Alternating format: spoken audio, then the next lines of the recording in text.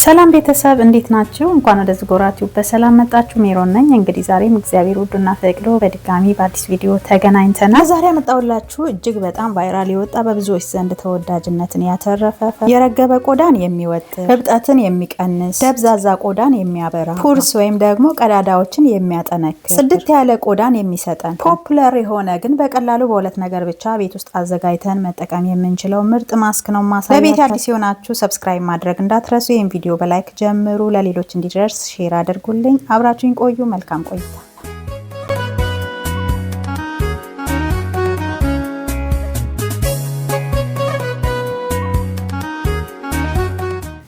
ወደ አሰራሩ ስንገባ ይሄንን ውድ ማስክ ለማዘጋጀት በመጀመሪያ የሚያስፈልገን አንድ እንቁላል ነው። እንቁላል እንግዲህ የምንጠቀመው ውስጡ የነጩን ክፍል ብቻ ነው።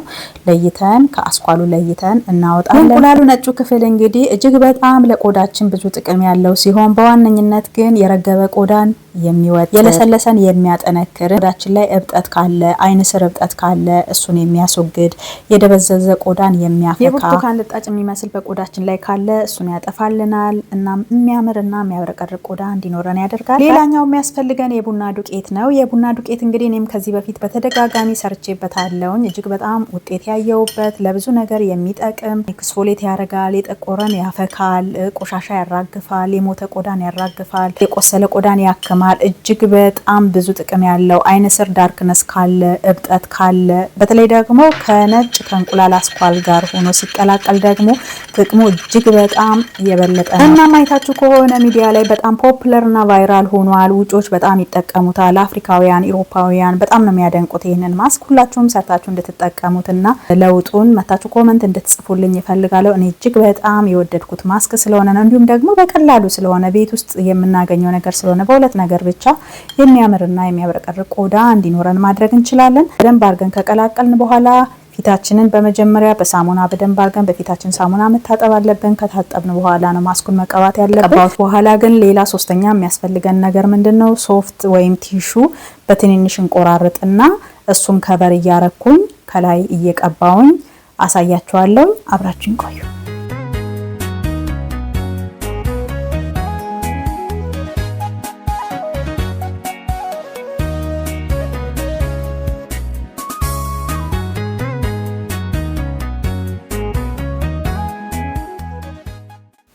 እንግዲህ እንደምትመለከቱት ከስር ከተቀባው በኋላ ከላይ ደግሞ ሶፍት ቆራርጬ በመለጠፍ ከላዩ ላይ እየደረብኩበት ነው። ይህ ማስክ ለስንት ደቂቃ በፊታችን ላይ ይቆያል ካላችሁ ከ15 ደቂቃ እስከ 20 ደቂቃ እንደደረቀላችሁ። እናም በተጨማሪ ፊታችንን ውብ ከማድረጉ ባሻገር በፊታችን ላይ ያሉ አላስፈላጊ ጸጉሮችንም ያነሳልናል እና እኔም እስከ መጨረሻው እየተቀባው እንዴት አድርጌ እንደማነሳ አሳያችኋለሁ። አብራችሁኝ ቆዩ።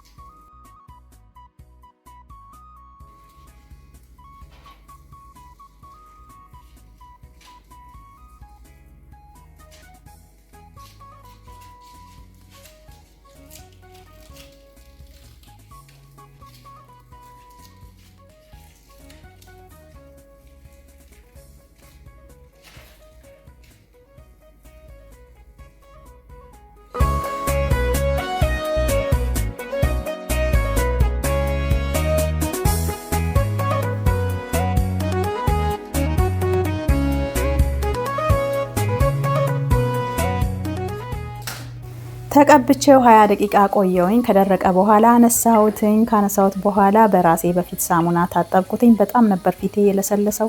ከዛ በኋላ የሚስማማችሁን የቆዳችሁን ሞይስቸራይዘር ተጠቀሙ።